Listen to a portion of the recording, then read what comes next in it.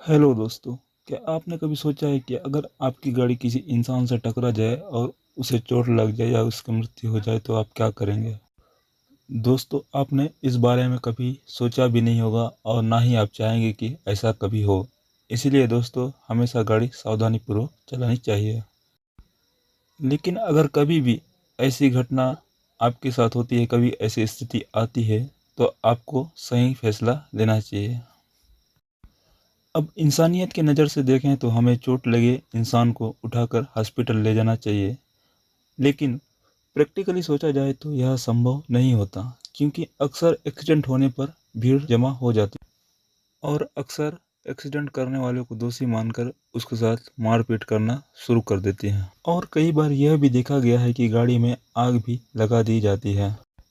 और आप ऐसे में गाड़ी लेकर चंपत हो गए तो यह माना जाएगा कि आप कानून से भागे हैं और आपने किसी को चोट पहुंचाने के बाद उसकी कोई मदद नहीं की, और यदि ऐसा हुआ तो आपके ऊपर आईपीसी की धारा 304 लग जाए और आपको 10 साल की जेल या फिर जुर्माना लग सकता है। यदि एक्सीडेंट में आपसे किसी इंसान की मृत्यु हो जाए,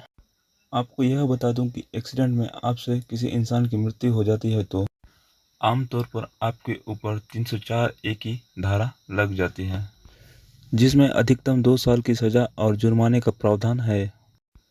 परंतु यदि आपने किसी को टक्कर मारी है और बिना उसकी मदद किए बगैर,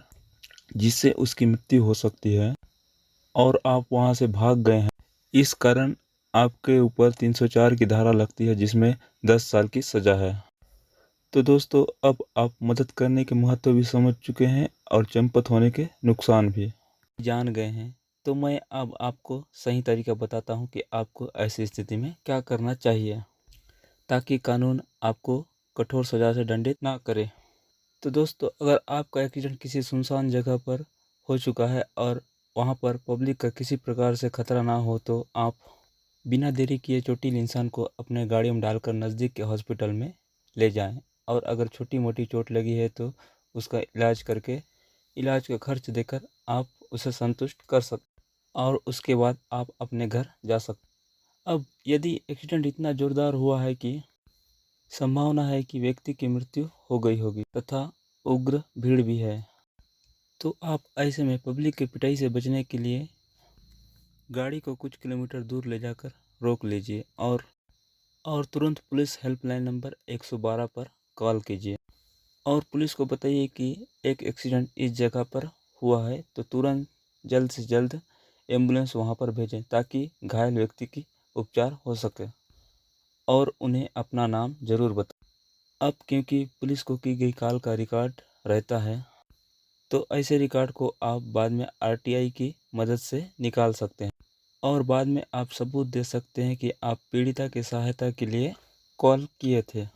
ऐसा सबूत आपके बाद में मदद करेगा कि आप चोटिल इंसान की मदद करना चाहते थे, भागना नहीं। उसके बाद अब आप थाने में जाकर सीधा सरेंडर कर सकते हैं और घटना की पूरी वारदात बता सकते हैं,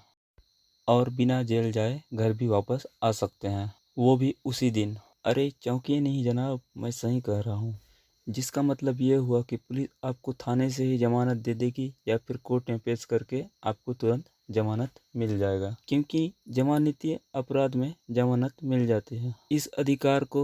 ना तो पुलिस आपसे छीन सकती है, ना ही अदालत। एक बात का ध्यान रखिएगा कि आप कभी सीधे पुलिस थाने ना जाएं। दोस्तों, अगर यह जानकारी आपको अच्छी लगी है तो चैनल को सब्सक्राइब और वीडियो को लाइक कर दें, क्योंकि इस चैनल पे इस तरह के वीडियो आते ही रहते हैं।